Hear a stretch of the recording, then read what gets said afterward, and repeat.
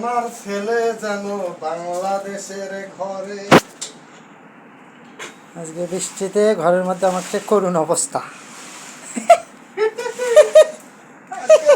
মাছ মারতে ঘরের মধ্যে।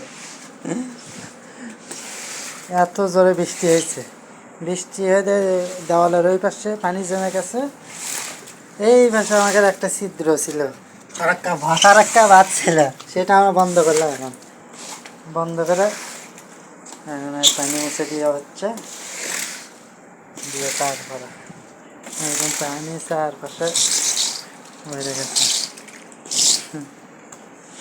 আমাকে দাদা আজকে যে বৃষ্টি হলো অতুলনীয়, এত বৃষ্টি আসলে আমি দেখিনি কখনো, কারণ এক কোমর পানির তো আগে কখনো আমি নামছিল না, আজকে তো এক কোমর পানি হয়েছিল। ওখানে সাঁতার কাটছি না, তুই কাটিস নি, বরঞ্চ আমি কাটছি একবার, তাও কাটছি।